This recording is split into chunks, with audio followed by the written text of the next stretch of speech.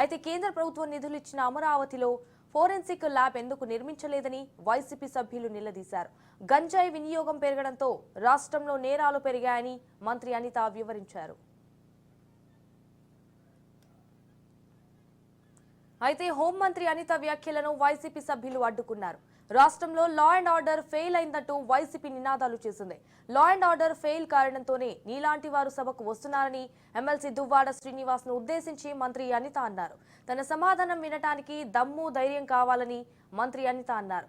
మంత్రి వ్యాఖ్యలకు నిరసనగా వైసీపీ సభ్యులు వాకౌట్ చేశారు. తర్వాత ప్రశ్నకు వైసీపీ సభ్యులు సభలోకి వచ్చారు. మహిళల భద్రత విషయంలో రెడీగా ఉండాల్సిందే, స్వరంగా ఉండాల్సిందే. దయచేసి ఇప్పుడు మేము చెప్తున్న విషయాల్లో మీకు ఏమైనా అబద్ధం అనిపిస్తే కనుక నేను మళ్ళా ఎంతమంది మాట్లాడినా సమాధానం చెప్పడానికి నేను రెడీగా ఉన్నా.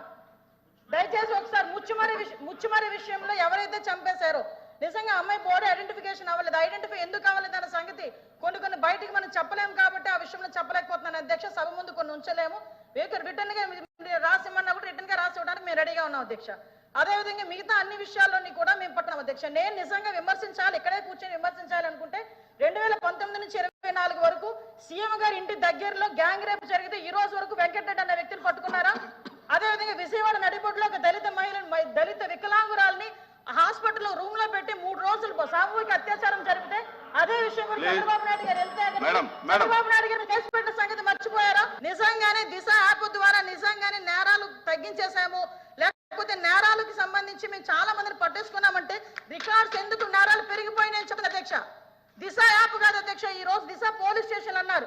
ఆ రోజు మహిళా పోలీస్ స్టేషన్ బోర్డులు తీసి దిశ పోలీస్ స్టేషన్ అని పెట్టడం నిజం కాదా అధ్యక్ష? మీ సభ్యులు చెప్పాలి, పోలీస్ ఆఫీసర్ కదా ఆయన. ఆ రోజు దిశ మహిళా పోలీస్ స్టేషన్ బోర్డులు మార్చి దిశ పోలీస్ స్టేషన్ అని ఏర్పాటు చేసి ఈవెన్ నిర్భయ యాక్ట్ చెప్పారు. నేను అన్ని విషయాలు మాట్లాడడానికి సిద్ధపడి